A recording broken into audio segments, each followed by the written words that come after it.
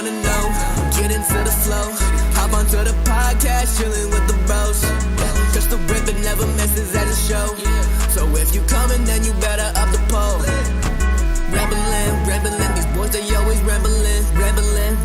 They always here hammering. Cameraman, cop the lens. Dinner served up by the chef. We on the net to represent. Raiders here for Texas Tech. We the Ramblin Raiders. Get your money up, then talk to me later. We living life. Chef in the lab. Yeah, I'm just in cooking here up some locks. Hey, I went 4-0 last week. I'm cooking up some more locks, so y'all better ride and you better be ready. Yes, chef. Enjoy it. And most shows be fake, but we McCoy. Vegas slipping with my max play. SMU +1. Take the points against U of H. Easy hitter. Jeff, Joe, and Lane, about to run it so you know ya. Run it. About to run it so you know ya. Jeff, Lane, Joe. Yeah, this the Raiders.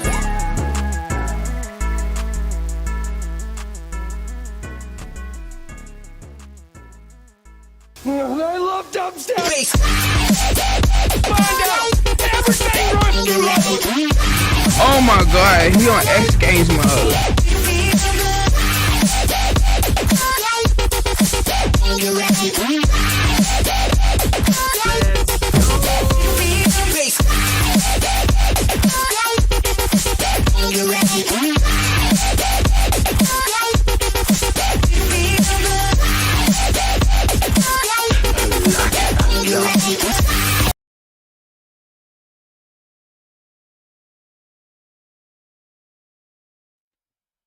Yo, what's up? Hopefully this time around y'all are able to hear the audio. Welcome back for round 2.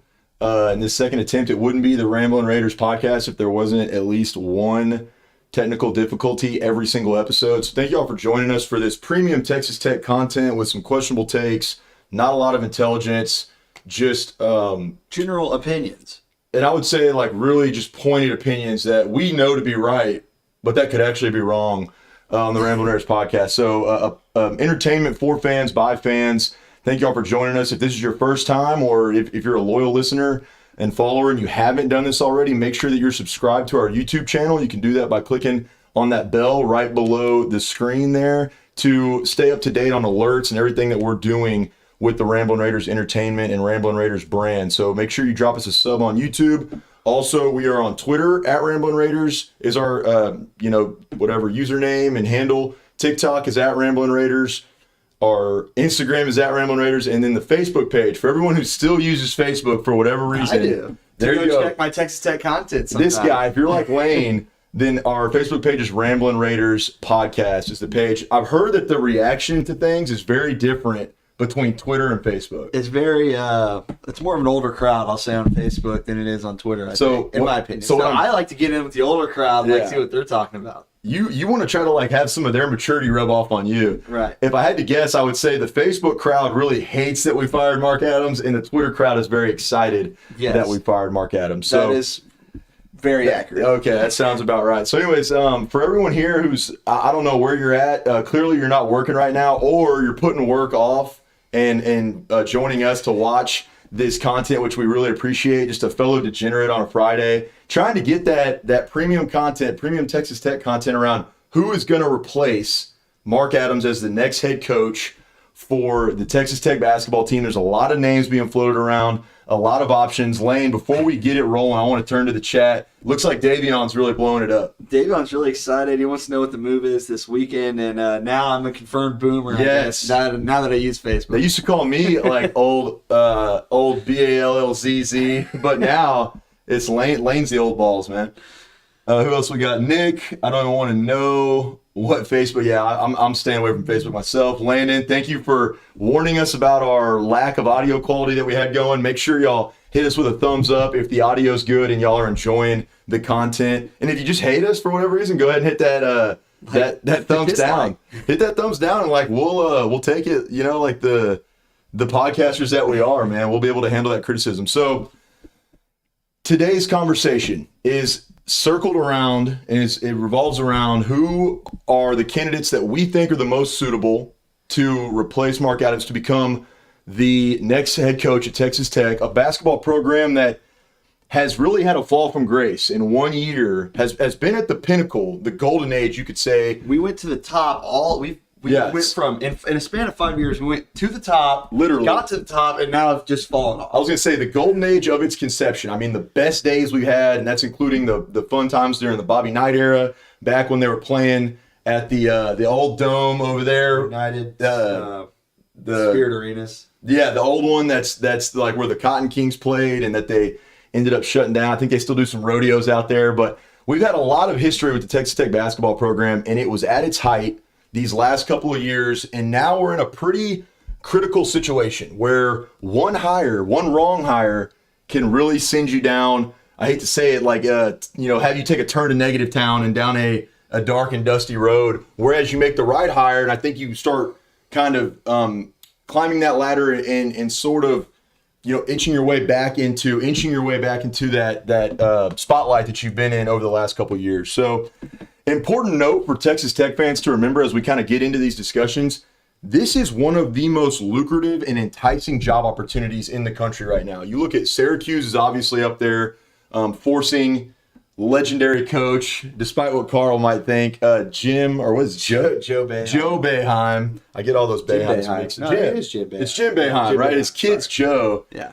Joey Buckets. So Jim Boeheim is out. That dude who everyone was clowning for last year, and I'm glad we beat him. But the guy at Notre Dame, what's his name? He's out. Brett Bray. That's it. Yeah, he's out at Notre Dame. So you look at these top 3 jobs. I mean, it is not unrealistic. I see people shooting down, oh, yeah, that guy will never come to Lubbock. That guy will never come to Tech. Keep in mind that these coaches are going to have an opportunity to play in the best conference in the country. With the best facilities. Some of the most state-of-the-art premier facilities in the country, and in front of one of, if not the most rambunctious and passionate crowds in the country in Texas Tech. So say what you want. There's a lot of draws, and this is a great opportunity for whoever wants to take up that mantle. So I'm going to start us with our A-listers, Lane. This is the best case scenario hires, in my opinion. We talked about this pre-pod. It sounds like we're in agreement. We're on the same page. 2 names I'm going to throw at you, and if these 2 guys are available or interested, and Kirby somehow does not bring them to God's country, West Texas, Lubbock, Texas, and to the Texas Tech campus and program, then, like, God help him, dude. Because, I mean, these 2 guys, if there is any interest at all, you got to go out and get them. You got to bring them in. They are your, in my opinion, star hires that are on the table, that are candidates that you could realistically obtain. And you got to think about, they're probably candidates for the Syracuse job and the Notre Dame job. They're in the mix for those as well. 100%. So keep that in consideration. If they're available and you don't get them, then whatever comes our way, like we're owed, I guess, if because we couldn't take care of business at the highest level. First and foremost, Sean Miller, Daddy Miller. Bring him to Lubbock. Bring him home. We're really good about highlighting alumni for Texas Tech, like Albert Einstein, Pedro Pascal, different guys like that, Shia LaBeouf, Timothy Chalamet. Like, these guys that all went to Texas Tech. We have a very elite. A lot of good acting. Yeah, a lot of good actors actually come out of Lubbock. I was going to say, Texas Tech has a very surprisingly good acting program and department. Drama department. It rivals Juilliard. So, a lot of good actors. Here's another one, Sean Miller. Dude, he went to Texas Tech at some point in his life. Bring him home. Realistically, man, I'm going to just throw this out there to y'all. This guy is the hottest commodity on the table, in my opinion.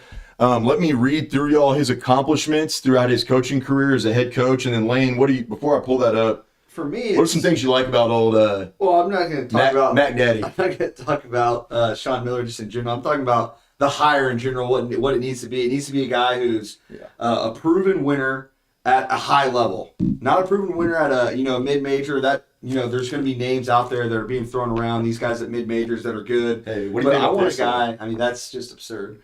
But I want a guy who's proven winner at the highest level and someone who really understands and knows how to work the portal. That's the biggest key for me. It's the biggest key moving forward in basketball today. Is being able to navigate that portal. It's something Chris Beard did extremely well while he was at Texas Tech. Stay hydrated. Something that Mark Adams didn't really accomplish in his second year at Tech. So I think those are the biggest things to me: is a proven winner at a high level, not really mid-major level, and then someone who can navigate. Hey, we want the best. We demand the best. Why not shoot the moon? This would be a slam dunk, just all-timer hire from Kirby if we can go out and get Sean Miller. 3-time Pac-12 tournament champion, 5-time Pac-10 and Pac-12 regular season champion, all in recent years. The A-10, back when he was Xavier before he moved over to Arizona, A-10 tournament champion, 3-time A-10 regular season champion, 3-time Pac-12 coach of the year. I mean, this guy's proven. A-10 coach of the year. For anyone who's not familiar with Sean Miller, he's the former Arizona and Xavier head coach, and now he's back. He was fired from Arizona on tape. Yeah, they got him on tape, man. They caught him red-handed, but he was fired from Arizona, which we're about to touch on in a second. Current coach at Xavier, so he went back to his roots. In his 17-year head coaching career, he's made the NCAA tournament 11 times. Possibly, during the scandal at Arizona, they missed one because they had some they basically sanctioned themselves, self-imposed sanctions on them. So I can explain that to y'all like 3 different ways, but they kept themselves out of the NCAA tournament, so it would have been even more. 3 Sweet 16 runs, 4 Elite 8 runs. That's the guy. Yeah, I mean, I think he's a huge hot commodity, and all these people saying with Sean Miller and the next candidate you're about to list, oh, they've got too much baggage. Oh, they've got too much baggage. Well, one, what they got in trouble for is essentially we're about to touch all over that. Yeah. Legal now with NIL. And then also, you don't want, good coaches with baggage. Look at U of H. Hey, and Sampson also has more baggage than, half these coaches combined in the NCAA, and he's just going off right now for U of H. So, I mean, come on. Well, and Sean, I mean, he literally immediately got rehired at Xavier. Like they're not sweating it, and yeah, we'll touch on that here. And also, like, what did the greatest smack daddy of them all said? Like, it's error to portray, but like, no, what is it? It's something about forgiveness, man. We are the land of like second chances, second opportunities, and forgiveness. I'm gonna look up that quote later, man. My Snoop Dogg and Starsky and Hutch. He's like, I'm gonna have to look that one up here in a second, man, and go back for y'all. But let's just let it be known that Texas Tech is the land of second chance opportunities, and it is or it is divine to forgive these guys who, as Lane said, made these violations in a time when it wasn't. Now that's pretty much obsolete because of NIL. So. If you can go get him, in his head coaching career, again, Sean Miller, 445 wins, 164 losses, can't pass that up. If he's willing to come to Texas Tech, you should not pass. You make him say no, throw everything at him, open up the kitchen, man, and let him have at that pantry, dude, if you need to get him to Texas Tech. The next guy, who actually I think is more gettable, he's more of an attainable hire and is in the same kind of category. Clearly his coaching career is not as successful. He doesn't have the same accolades as Sean Miller, but he's right there in competency status, as far as that goes. Will Wade. He was red hot. Will Wade, dude. I mean, red hot. They took him and they plucked him from LSU when he was really getting hot and going on a run. Again, for those that might not be as familiar with Will Wade and his that W stutter's about to come back out. Will Wade and his coaching career, his where he's been, his tenure as a head coach, former coach at VCU and LSU. Currently, I know McNeese State is really hot on him, trying to come in and swoop him up, but he is available. We'll just say that. Wade was 51-20 during his 2 seasons at VCU. That was 2015 and 17. Won the Atlantic 10 in his first year. He was also an assistant at VCU back in the day, so his first year back at VCU, and then finished second in year 2. And if you watch the NCAA tournament, those Atlantic 10 teams typically are capable of making runs. They did make runs. St. Joseph's, very capable. VCU's played a national champion. No, they went to a Final Four under Shaka Smart. Also made the NCAA tournament both those years he was at VCU. Gets picked up by LSU, takes that job opportunity, was 105-51 at LSU over the course of 5 seasons, won the SEC outright in the 2018-2019 season with a conference record of 15-2, also made a Sweet 16 run that year before losing to Michigan State, who would go on to inevitably lose to Texas Tech in the Final Four. great memories.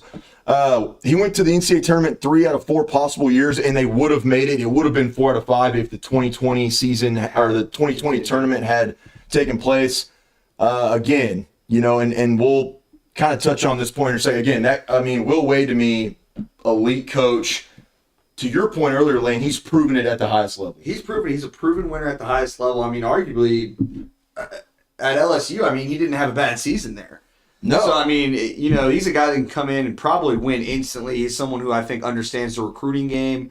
Basically what he got caught for is essentially now legal with NIL. So, he's a guy that can win, almost right away. Yeah. Okay, so by the way, we're circling back to that quote that, I do this quite often, I would say on the podcast. It's to err is human, but to forgive is divine. So we got to forgive these guys. That's a Starsky and Hutch. And it was said by Huggy Bear, but you know who originally said that? No. And as Huggy Bear pointed out, the greatest Mac Daddy of them all, God. Okay, there you go. God said to forgive is divine. So we got to look into that. And on that note, but Jackson, both these guys have baggage, and they got fired from their previous head coaching job for violations. Both of these guys were fired for violations that came under the same code of conduct, right? And that was that they were basically accomplices to paying players. They had their assistant coaches do the dirty work. Yes. And they were, willingly and knowingly involved in that in paying players. However, that is one guy on Sean Miller's staff actually had to do time. He did 3 months. I researched earlier, a dude on Sean, and that's pretty hardcore. That's pretty bad. He had to do 3 months in prison. But essentially that's now legal with NIL. It's what they got in trouble for is no longer an issue. It's made obsolete with the new era of NIL, the age of NIL, right? And here's the other thing is I strongly believe, and I'm pretty sure you can do some digging and find out that there were a lot, if not most other programs were guilty of bribing and paying players during this same time period. Bill Self has been doing it for 34 years. Coach K, maybe Chris Beard at Texas Tech. I don't know, but I'll just tell you this. For everyone to stay competitive, there was a lot of these under the table deals that were being made. The problem for Will Wade and Sean Miller, they got caught on tape. Yeah, and by the FBI. I'll say it again. Another great example of doing the forgiveness and bringing it back is Samson at U of H. That guy got caught for just as bad sanctions as these guys, maybe even worse. He did it a couple of times before NIL, and has now recycled back into the coaching world and head coach at U of H, and he's got one of the best teams in the country. Yeah. And has had a great team. They went to a Final Four last year. He's been killing it. So why not one of these guys for Texas Tech? It makes too much sense. And you also have to remember that this was during that time period where the NCAA really started peacocking and came out and said, we're going to crack down on this. Oklahoma State was another one that got hit with some self-sanctions and then some actual sanctions by the NCAA, which they later revoked and switched it over because they wanted Cade Cunningham to play in the NCAA tournament. It's the most corrupt system out there. It's one of them in sports. Got caught 3 or 4 times doing this, and he's never been punished. And his was worse in the sense of he had there were strippers involved in stuff. Yeah, and Kansas to me has never really been punished. No, so all that to be said, there are other programs that were doing this that should have received similar reprimands and did not. I'm okay with forgiving these guys. Nick brings up the point. He says, I hate it, but Kirby won't hire anyone who isn't squeaky clean. I would counter with when it's Sean Miller or Will Wade. You take that shot. He just might, man, because those two guys, out of anyone else of the names that have been thrown around, by far the best coaches. Grand Slam hires. You can't do better than that unless you bring back Coach K, Boeheim. Who's the other one I tweeted out the other day? Actually, we're about to touch on another guy here in a second. So, those are my A-list hires. A name. If you get one of those two guys, we're back. We're partying, dude. Yeah. We're driving up to Lubbock, doing the 9.5-hour drive, and we're going straight to Broadway. Another name that's been thrown around that I don't think this guy would be as good as a hire for other logistical reasons as Will Wade or Sean Miller. Rick Pitino, though. I think he comes in and you're a solid program. You're making the tournament. You might not be that upper echelons every year, but you're always going to have a good team. Yeah. So to me, it's reminiscent of the Bobby Knight and Tubby Smith hire. You go get a guy who's clearly past his prime, has had a lot of success, is a Hall of Famer type coach.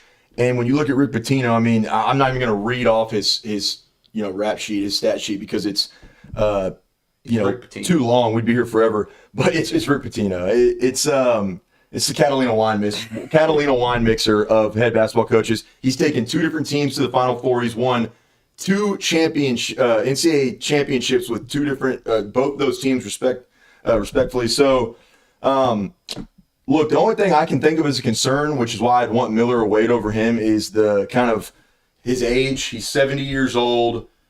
What's that sustainability factor look like after he leaves? I mean, with Bobby Knight, we saw it get passed to his son, and he took us down deep into the Rick Pitino's son's already a proven coach himself, so that could be better. That would be better than Pat Knight, I'll tell you that. But he plunged us into some dark times after Bobby Knight was here. But look at Tubby Smith. He set us up. He created the foundation. He turned the ship around, created the foundation for Chris Beard to then come in and have immediate success. So it's worked for Tech in the past. And when Bobby Knight was at Texas Tech, we were good. We weren't as good as we were with Chris Beard, but we were right there making NCAA tournament appearances and Sweet 16 runs. Yeah, I agree. And the Tubby Smith thing, I mean, he set Chris Beard up with arguably, Chris Beard walked into an already established program, and that's something Rick Pitino could do for Texas Tech in this situation. All the recoil and all the people saying, we don't want Rick Pitino, you'd only be here for 5 years max, all that stuff. Okay, we'll take him for 5 years, let him build a good, sustainable program, lay the brickwork, and then you can take a shot on a guy who's, younger, higher type guy, up-and-comer guy. But he's already got an established program. That's what Rick Pitino can provide for those 5 years if you go with that hire. I mean, again, you're going to be winning games. You're going to be making tournament appearances. I just think if he's interested, again, you don't walk away from a Rick Pitino. No, you don't. Absolutely. You don't walk away from a Rick Pitino. You just don't do it. His age be damned. Like this dude, the notoriety he brings to the program, it's similar to Jim Boeheim. Yeah, or when Bobby Knight was here. Yeah, the notoriety they bring around them. Celebrity status. Yeah. He might bring his mob ties out to Lubbock with him to help us out there. The NIL opportunities through the roof. So, again, he's not my number one, but I don't think it's far-fetched as people. It's not as far-fetched as people think to go out and make that call and get him, bring him in. You definitely should make the call. And what's the worst that could happen? Yeah. And again, I had a kind of. It was a civil back and forth with the dude who I understand he's worried that Rick Pitino might leave Iona. I mean, who would ever leave the prominent and prestigious institution of the Iona Gales? But he was talking about his family's from that area. He likes the aesthetics of wherever they're located. I think where is Iona's outside of New York, I believe. Oh, his he lives right behind Third Hole at Wingfoot. Guess what? The guy's worth $60 million. He can keep that house and come buy a mansion in Lubbock and be fine. I just think it's a little bit naive, kind of idealistic to think that this guy to end his career wouldn't want to coach again in the best conference in the country for some of the best, if not the best fans. We might be a little biased in the country, using state-of-the-art, some of the best premier facilities in the country with great donors and NIL sponsors back. Texas Tech is such an attractive job because of the potential you see. I mean, when you put it all together like Chris Beard did, the fans, how we showed out incredibly through those years. I mean, you can really put something together here at Texas Tech, and I think even some Tech fans are kind of sleeping on that right now, why it wouldn't be one of the premier spots. Chris Beard proved that it was when you put it together. No, I mean, if you have the chops to kind of go out and build it, they will come. Yeah. And you can see what it turns into. All right, we're done with that's our A-list best case scenario type hires. I heard Jerome Tang's name being thrown out there, I put it out on one of ours. Tough kid. If you could get him, obviously call him and see what happens. I just don't think he would come to take. I don't believe he would leave the current situation he's in. I don't know why he'd walk away after winning Big 12 Coach of the Year at Kansas State and turning that program around where they absolutely adore and worship the ground he walks on. I think it's a little bit far-fetched. I know he's got the Texas ties, was one of the assistants under Scott, at Baylor under Scott Drew, the Scott Drew tree, which we're about to touch on some more of those candidates. But I'd probably go ahead and walk away from the Jerome Tang to Texas Tech narrative and idea. He's probably not obtainable at the moment. Okay, so we're going to go quick. I'll throw it to Rodney Durrett. Mark Adams was building a long-term successful program by recruiting high school and not the short-term success you get from the portal. I mean, over half his players this last year were from the portal. Well, and also I would kind of push back and just say, like, well, why not both, though? You know, you have to have both. Chris Beard always had both, and he was good at it. Well, in today's day and age, you cannot not utilize the portal. You have to be in there tampering and digging around, and you just use high school. Now, to Rodney's credit, I do agree that you do want to go out there and build that pipeline and have that connection to the high school players and getting guys that come in. But again, with the nature of today's game, a lot of those guys you go out and bring in as freshmen, like a Pop Isaacs, Elijah Fisher, Lamar Washington, if you're not winning with maybe some more proven veterans, they're not sticking around. The day of guys starting their freshman year and finishing as a senior are very rare. It's far, few and far between. And I think you bring up a good point. You absolutely don't want to ignore going out and pounding the pavement at the high school level, but the portal is an essential key to being successful, and especially, I would argue, more so in basketball than any other sport. I agree because basketball, you have to have veteran leadership at the end of the day to make long runs in the tournament. Yeah. And how you do that is through the portal. Absolutely. Okay, so moving on. B-list. These are guys that hires you can reasonably feel good about while also not being your number one option. There's some reservations here, right? First off, the name you've been hearing a lot of, UNT's head coach Grant McCaslin, former Baylor assistant, again, part of the Scott Drew tree. And I want to refresh this real quick so I can see how much time we're at. Oh, 26. Okay, we need to move it. Move it along. Start booking it, baby. So he was the former Baylor assistant, the head coach at Arkansas State for, I believe, a year maybe. Had success there, took him to the tourney, and then he's the current head coach at UNT. He's 146 and 76 as a D1 head coach, has one tourney appearance at UNT, and actually got a win over Purdue, I believe, in the first round, made it to the round of 32. He also would have had that was a team that would have made it. They won their conference in 2020. So don't hate it. And let me go ahead and do Paul Mills as well, and then we can kind of talk about our reservations here. Another name, again, a guy who's a part of this. You hear in football all the time, the Mike Leach coaching tree. Now it's kind of turned into this Scott Drew coaching tree. Another former Baylor assistant, and he's the current head coach now at Oral Roberts. Very young in his tenure. He is 106 and 83 as a head coach. No, he's not that young. I mean, he's been at Oral Roberts for like 5 years. So 2 tourney appearances, including this year. So one other than they're going to make it this year because I believe they won their conference.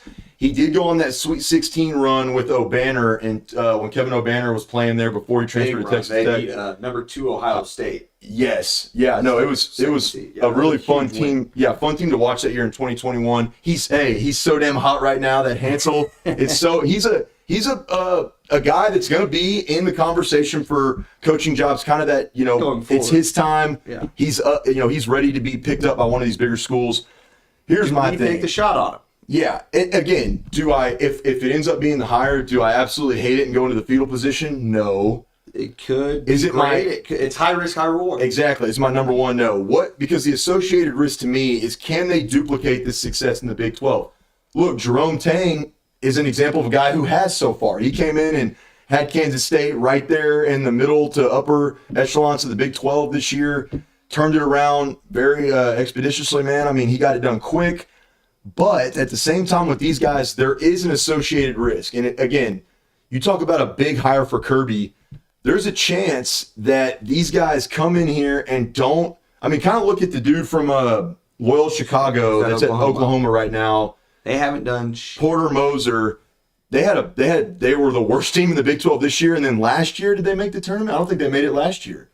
They were a fringe team last year. They didn't make it, and they didn't make it this year. That's 2. They've been subpar. They've been below average in the Big 12. Reasonably down years. And look, he might turn it around in the long run, but there's a real chance that Paul Mills and Grant McCaslin come in here, and it takes them 2, 3, 4 years to sort of build up that success. And I don't know. It might not turn. You might stick right there. You might stay right there. You might just kind of continue. You might be mid the whole time and just be in that kind of 7-6-5, part of the Big 12, which it's a good conference, but still, It's about to get a lot better, too. Are Big 12 fans patient enough for that? I don't know. So it's kind of a riskier hire to me.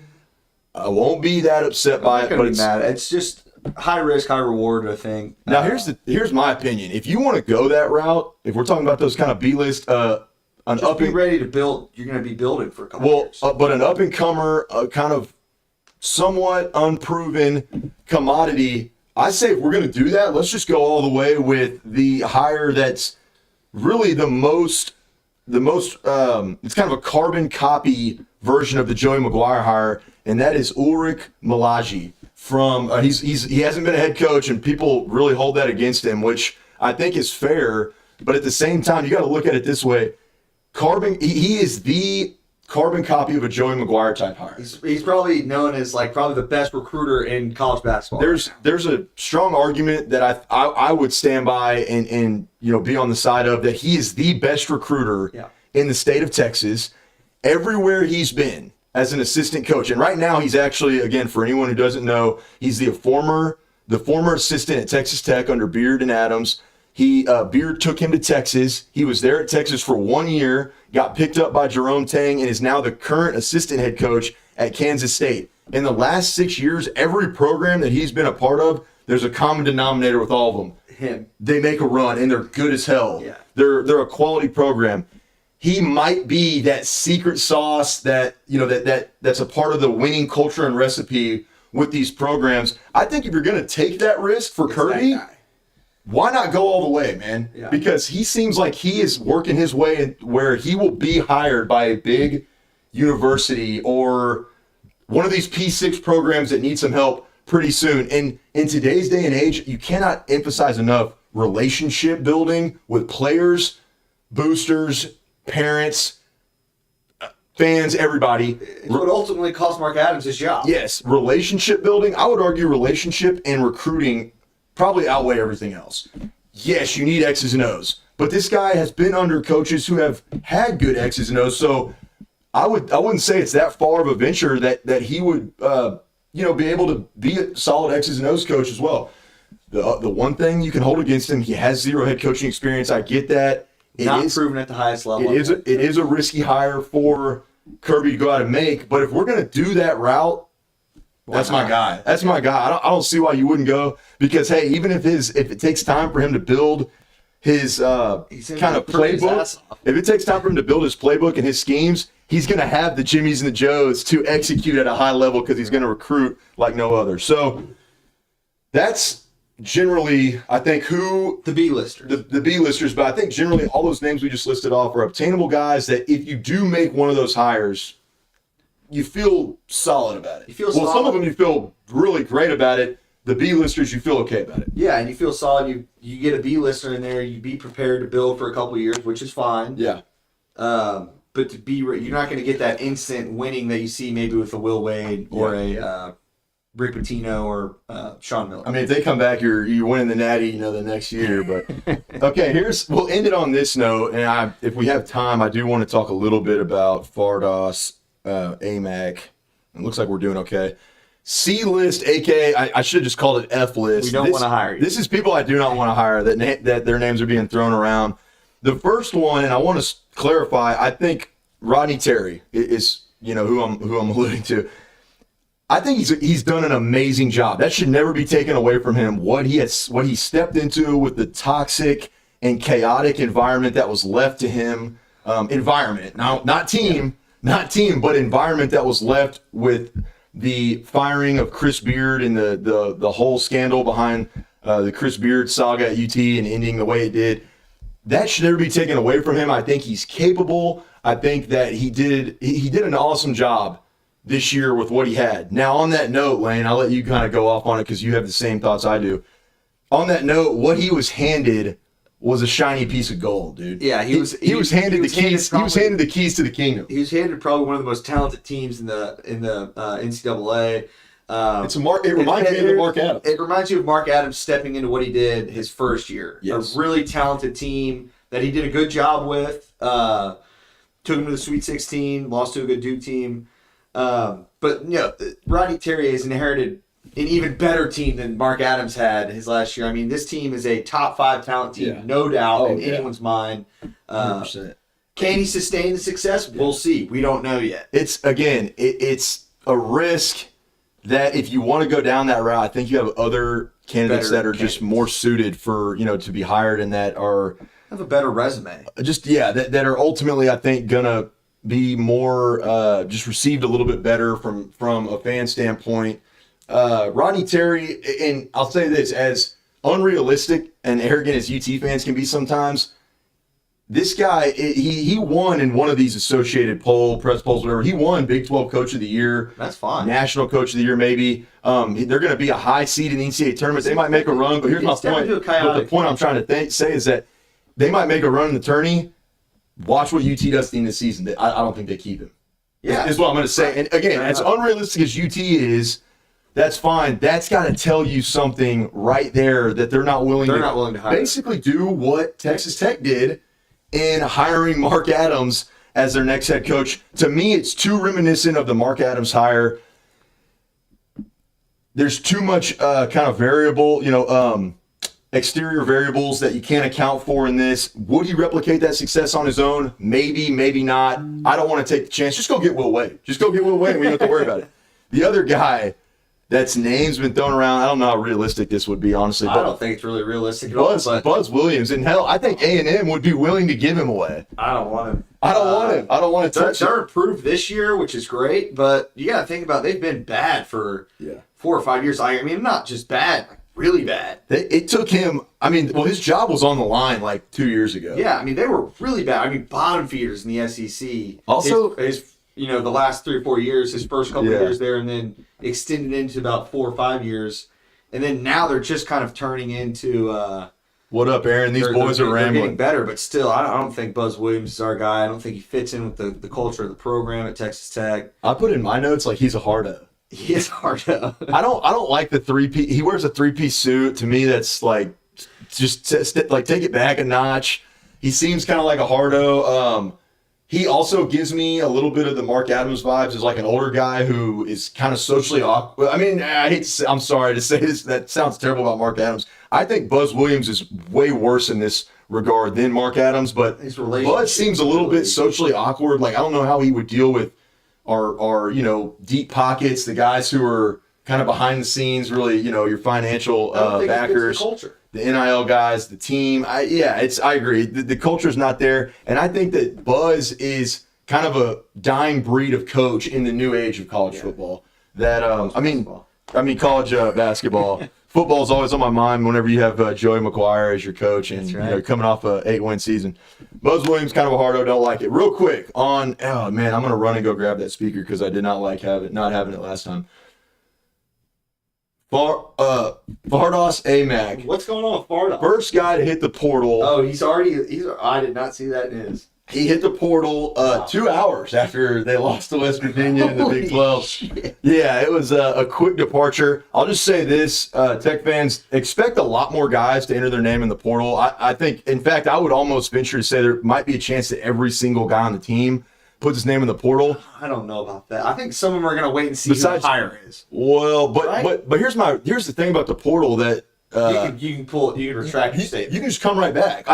It's almost being like, hey, I'm just going to go shop my resume around and kind of see what NIL offers I get. I don't know, man. That's so fast. 2 hours after the game, No. Well, okay, so that's... You gotta wonder what agreed. backbone you got there. So ultimately, don't panic if a lot of names get thrown in there because guys can just come right back. We saw it happen right after Beard left and they hired Mark Adams. Guys went into the portal and they came back.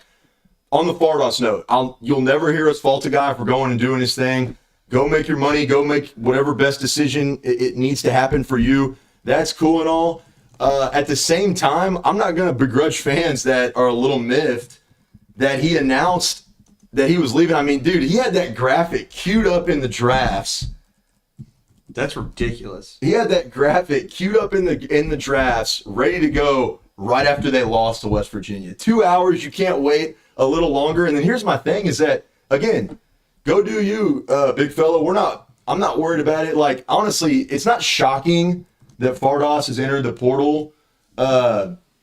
It's not shocking that Fardaws, entered into the portal, right? I would say he's the least shocking guy that entered the portal out of anybody. You kind of saw that. After that's just. I mean, you kind of saw that. Right. Remember, these mics pick up a lot. No, you know, it's not. Sorry. So what I was saying is, it's not surprising because he's a guy that was already kind of tentative, was testing the waters for his NBA pro career before he got to Texas Tech. That's fine, but there is a point to be made about how you exit a program, about how you leave. So for fans that are saying he didn't seem like he was really bought in, I mean, he tweets this out, has the graphic ready to go 2 hours after the game, and then my thing is he thinks that the reception should be everyone kissing his ass. Like what? Why, dude? You're getting paid $400,000, or wait, that was the rumor at least that it was. I saw that on Twitter. That might be completely incorrect. I'll put it this way: you're getting paid a lot of money through NIL to play at Texas Tech.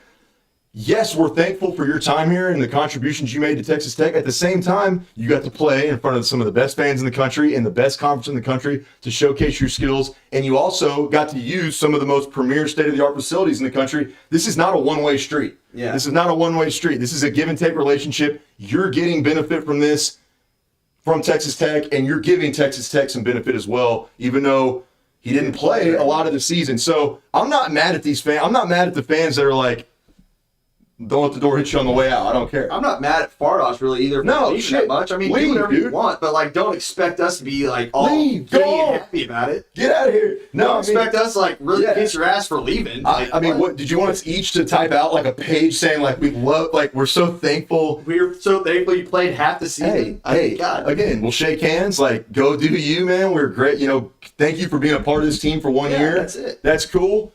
It's not surprising to us that he's leaving, but again, like, the way you go about it, nobody else has put their name in the portal immediately. And there will be guys who put their names in the portal. You do it 2 hours and then come out saying, and he put out a tweet saying like, oh, of course they hate you when you leave, but they don't see the stuff behind the scenes. Honestly, I don't think really anyone cares that you leave. What's the kind of message though that you're sending, dude, when you tweet that out 2 minutes later and then you're kind of being like butthurt about it, like everyone's saying you're leaving. So I think we said it earlier. I don't think he's got a. It's a mindset, though, dude. You gotta. I don't think he's very mentally tough. Players. Hey, there you go. Players got to realize nowadays, like, we're gonna have your back, and you should always support players doing what's best for them. You should always do that. But at the same time, this is not a one-way street. You are benefiting a lot from playing at Texas Tech. So, again, if you're going to leave, that's fine. We'll wish you the best on your way out, but don't expect everybody to worship you for again getting to take advantage of the perks of playing at Texas Tech. Yeah. And attitude reflects leadership, Captain. That's a bit of a lot of it's about how you leave the program, and I think when you have a graphic queued up in the drafts 2 hours afterwards, fans are gonna fans are going to reasonably be like, a little bit miffed by that. Yeah, absolutely. All right, dude. I haven't seen anybody do that really. Let me go grab that speaker real quick. Wayne, tell them some jokes and entertain them. I'll do my best. I don't know any jokes, but let's hear in the chat. Obviously, you guys are pretty pissed off at Fardos here in the chat. The Ramblin Raiders team isn't having it, but let us hear in the chat. Who do y'all think should be the next head coach? All right, never mind. He's already back. No, throw it in there. I still got to queue it up. Oh, I just want to see if we miss anybody. If anybody else has any other ideas on the next head coach at Texas Tech. I like it. Make sure I'm queued up to this bad boy. This episode is brought to you by Pete's Fine Meats. I don't know where it's at or how how to get in touch with them, but if you ever find yourself staring down, where are they located? Staring at an institution called Pete's Fine Meats, don't be afraid to go in there and see what's up. Check it out. Where are they located? Oh, no idea. I got this hat at a White Elephant gift exchange for Christmas. Someone was giving that out. Just Pete's Fine Meats. Yeah, all I'm saying is it was Catherine's side of the family. it was my in-laws, which are great and who I love very much. Bluetooth, iHome, connected. All right, who we got? Who's everyone throwing in there? The only one we got is from Trisha, and it says Lane Griffon. Oh, I love that. I love that potential hire. And hell, I'd have us back in the Natty like next year, no doubt. We went a little long on time, but that's okay. Good conversation was had. So, good content overall. Okay, Jane. There it is, baby. Yeah, man. I think with that, we can kind of go ahead and wrap it up. I would have a couple more hits in the chat. What's up, Wyatt? Shout out. Everyone go to Haymakers in Austin if you're a Red Raider fan after work. And go say what's up to our boy Wyatt Clash. Hit the like button. Y'all give R some love. Hey, we're going to keep bringing these. I'm trying to keep them shorter because I know everyone's got ADD like me and can't, doesn't have very good attention span. We're trying to keep these down, but it's hard not to. Let's see. I would have loved for Tech to go after Nate Oates. Not completely mishandled the Brandon Miller situation. Or Brandon Miller situation. Who's Nate Oates? I'm sorry, Travis. No, hey, Travis, that's on me, man. Us. We don't know. No, like again, another quote from the movie, like, you're fast, I'm slow. You're tall, I'm short. You're skinny, I'm big. Like, dude. Check it out. Yeah, Lane's going to look it up. Sorry about that, dude. Oh, he's the Alabama coach. Oh, yeah, actually.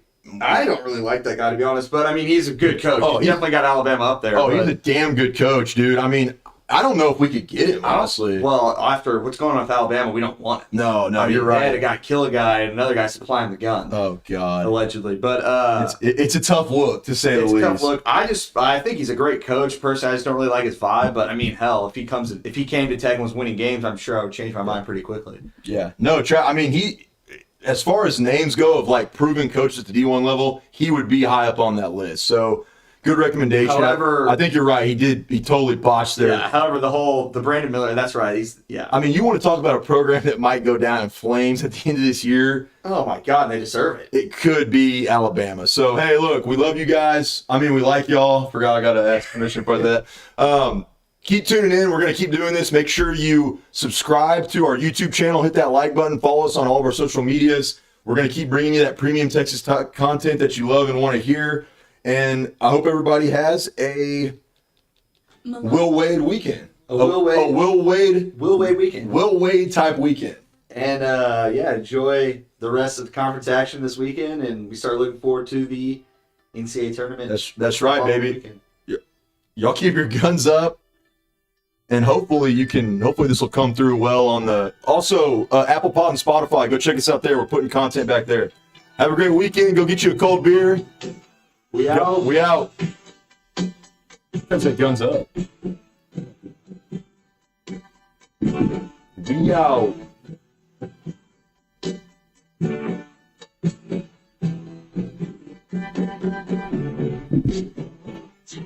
Hey, everybody wish Lane well. He's going to Hawaii this weekend. You gonna ride in the pipeline? Oh, yeah. Yeah, get a surfboard out.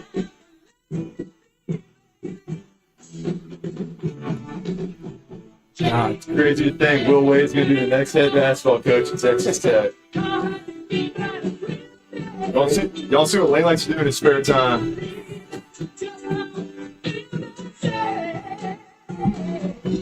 Guns up, baby. We'll see y'all later.